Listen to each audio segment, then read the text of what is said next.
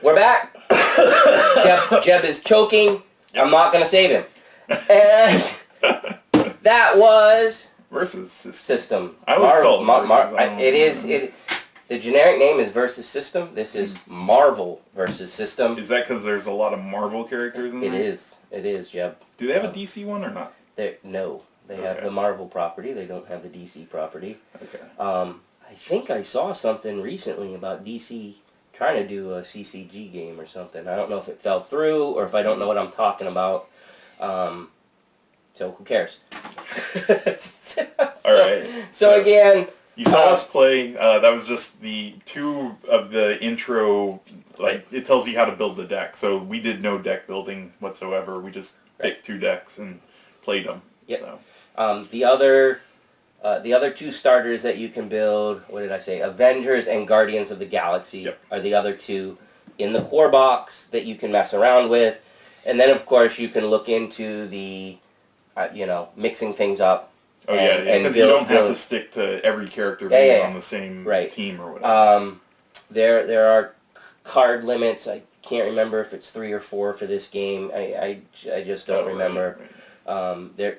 It's all in, like Jeb said, just go to the deck building part if you're interested in actually building it. And if you have any questions, just leave a comment and we can look up stuff. Or tell us what we did wrong, because we're not an expert at this game. So if we flubbed anything, hopefully we didn't, since we were only playing with starter stuff.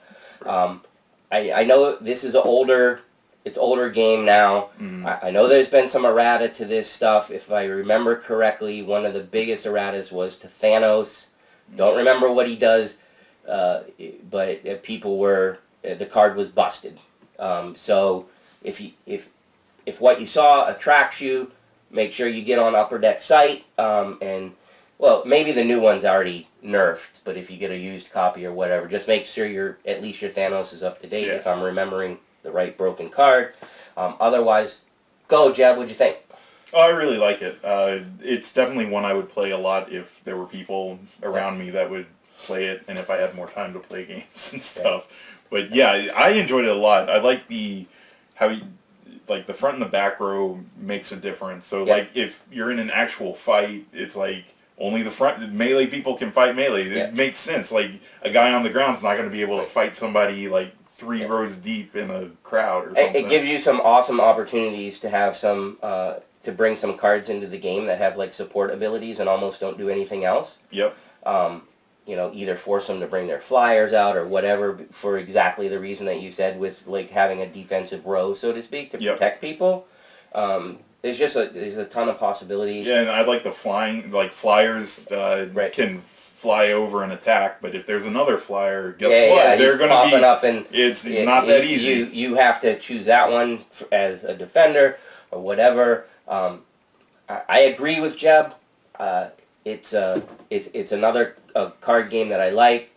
Both of us are definitely hot on the living card game format, even though this is not called a living card game, because breathing card. Because it's we both played collectible games, and there's certainly a thrill in getting big cards out of packs and stuff like that. But when you go and you buy those packs for like 4 years and you pull nothing, then you're going to be happy with it. And if you don't want to dump, and if you're not willing to dump that money into the secondary market and just buy the card, these other games are the way to go. So I think we've played Netrunner, Star Wars, and now this. So this is our 3rd of this format, I think. I don't know if we played anything yet. Yeah. Lord of the Rings, but that's kind of different. It's not really a versus thing.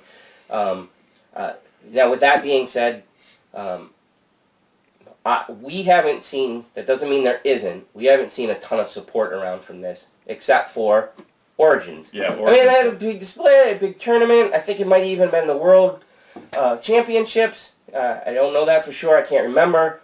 But my point is, it's like, well, at least they're still supporting it, but like, how do you get these things into the local markets and just play them? I don't have the answer to that, because it is a good game, and I think that's one of the reasons why, there's not a ton of expansions out. We showed you, where did we show them that? Grab that, Jeb. Don't knock the snow speeder over, Jeb. It's shaking. Oh, yeah, you did. All right. You tilted it. All right, so this is one of them, which I actually got free for buying a legendary pack. We're buying a lot of stuff with Origins. I bought one thing from Upper Deck. That's another one, and this is another one. All right, so Defenders. That's like Luke Cage and all those guys, right? And Daredevil, and there's a lot that the TV show is not really the original Defenders. Right. Oh, so Luke Cage isn't in there? Not in the original from the comic books, but that's okay. Try my best.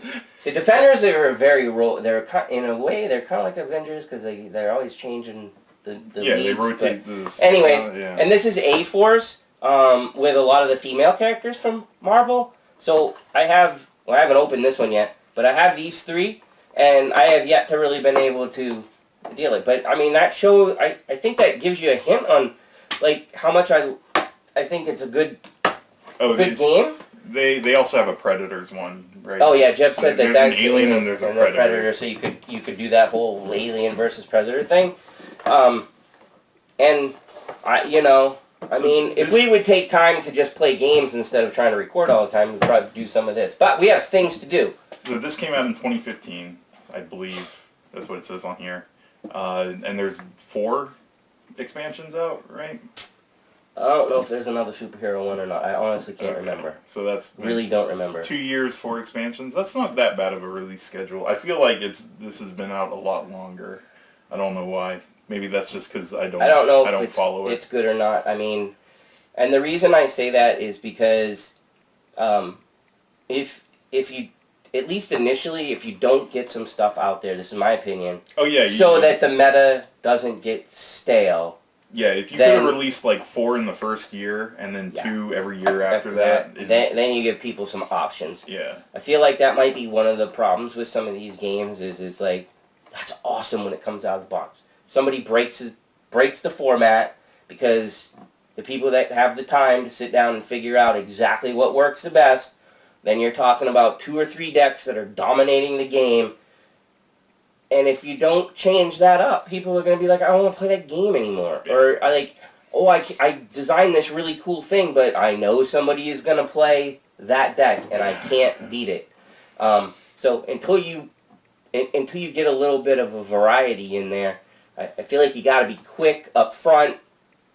But on the flip side, that's tough on the company's part because they don't know if the game's going to be good in the beginning or how well it will sell and stuff like that. So I agree. They don't want to put that much stock into 4 expansions off the bat because what if this bombs or something like that? I understand that, but I agree with you. It's a card game. They print cards as a company, yeah. So I would think that they could probably. That's true. I mean, I totally agree with you. I feel like, but if you released it, I feel like you put everybody. I mean, and it caught on. You put everybody to work quick. Oh yeah. Like when it comes out, I feel like you have at least the basics of the next expansion. If you take a loss because it's a dud, then you take a loss. Yeah.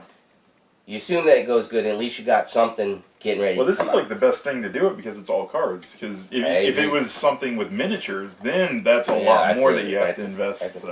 But so, anyways, like I said, we both find it to be a pretty fun game. Both of us are a big fan. I like Marvel. That's why. Well, we like Marvel, but in terms of gameplay, Jeb and I are both really big fans of card games that don't really screw you with resources, so to speak. We like systems that such as this one where they always give you an option. So if I don't have a location, I can use any card for the resource. Because getting resource screwed in a game is awful. It's just awful because it's like I have all these good cards in my hand and I can't play anything because I didn't draw this. And then you lose in 2 turns. Yeah, or whatever it is. At least in something like this, I can decide what is, even if my hand is a god hand, I can at least decide which is the best option to sacrifice so that I can get this card out to hang on or to possibly win.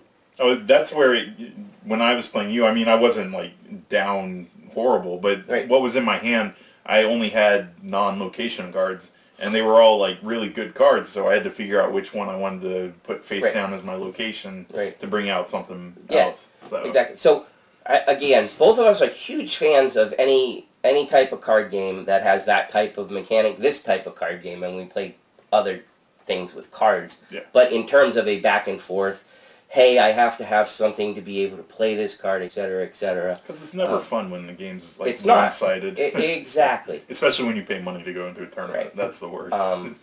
And again, both of us are superhero/Marvel fans. So, who's a no-no for this? Card game people that don't like card games. Yeah, people who don't like them. Yeah, card game people that don't like card games. That was a dumb statement. People who don't like card games. There you go. Thanks, yeah. Jeff. Because there are people out there who will just avoid that Right. category altogether. Yeah, they just don't like it.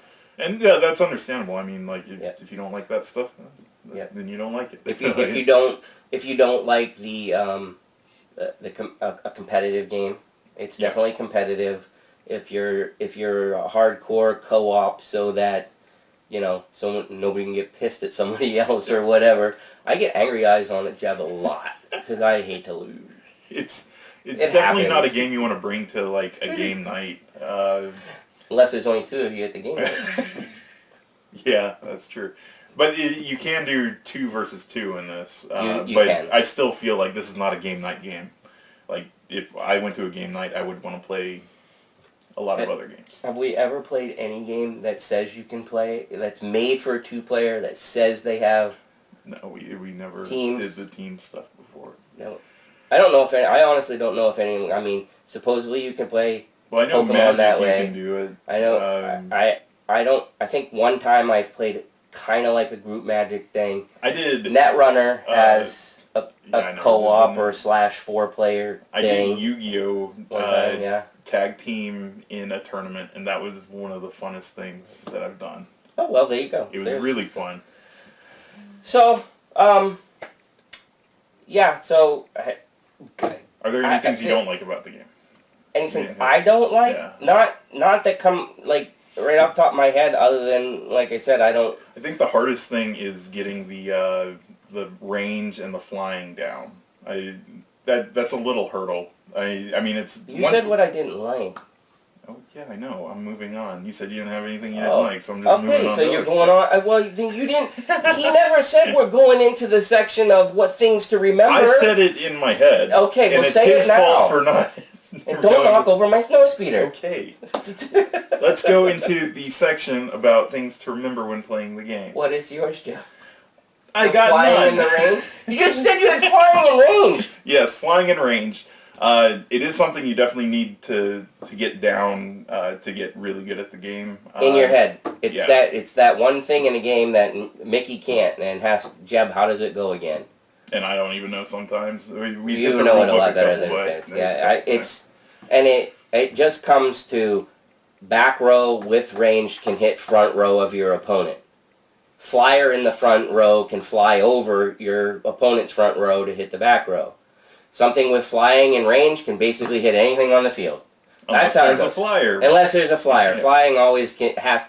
If you're going to attack with a flyer and there's a flyer in the front row, you must pick that one to be the defender. Unless cards break any of those rules, then that doesn't apply. But yeah, I think that's one of the more difficult things of the game to get your head wrapped around. Right. But once you get it, then you're good. Because there's little things like thematically you feel like, well, if I can go from back row range to front row of my opponent, and if I move the range up to my front row, you think I could hit the back row, but it doesn't work like that. Yeah. And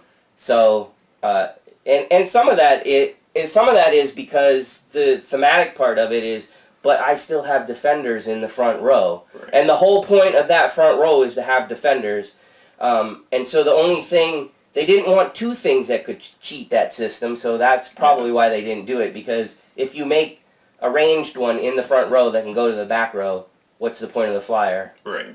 So, anyhow, that's just my 2 cents on that. The other thing that I was messing up was the stats in the combat. I kept looking at your attack stat and using that as a defense, and I don't know, that might have just been me. I have done that a couple of times. You focus on something, and then it goes into your head, and you're like, crap, I had the wrong number. Yeah, but he was like, why'd you use that ability? You didn't need it. I was like, oh yeah. And I let him back it up, too. He was very nice. I was very nice to him today. I don't know why, but I was. I don't know that I have much left to say. Other than if you have a game store that has a following of this and you've never tried it, I would recommend you try it because, like we started the review out with, both of us really like this game.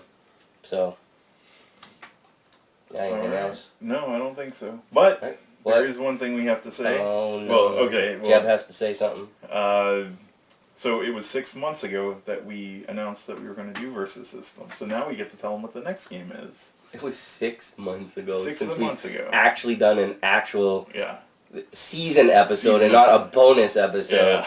Yeah. We have so many bonus episodes. So I don't even... Jeb didn't even tell me what it was, so I don't know. And he knows the order. Right there in that box. Can you see it? That's it? Yeah. That's next? Yeah. Oh, yeah. Okay, go for it. Dark Moon. Dark Moon. Dark Moon. And if you've never heard of Dark Moon, you should have. If you never heard of it, you should have. I know. I mean, do you agree? It's a really good game. It's a good co-op game, and I don't It's like a streamlined version of a longer game that... Oh, yeah, they say it's comparable to the Battlestar Galactica, which I haven't played yet, but I have. Oh, and actually Dark Moon just got an expansion, so... There you go. But, so yeah, that'll be the next one. Hopefully it will not be another 6 months. But it might be a little bit longer because we cannot play with... It's not going to be very good if we only play with 3, so we should probably at least get 4, right? 4 or 5 would be really 5 good. would be even better. So we got to round up some people. All right, so that's it for this episode. If you have any questions, comments, concerns, how much we screwed up playing the game. Yep. Please sub to us so you can see us screw up more. No. We try not to screw up. We try to give you real life, especially a lot of the stuff we play, like common mistakes. Well, it's right out of the box a lot of times. I mean, there are some games that we've played multiple times that we do reviews on. A lot of them we try to get to the table right away with like 1 or 2 read-throughs of the rules. One or 2 read-through of rules, try to walk through a couple turns or something. And then we go for it, which is how most people are going to play. So if you watch us and and you're not an expert and you see our mistake, hopefully that stays in your mind. And then when you try it the first time, you won't make that mistake. Yeah. Or you can point it out to us so other people don't make that mistake. So, anyways, see you later. See ya. Boards and Booze, Booze and Boards, with Mickey and Jeb.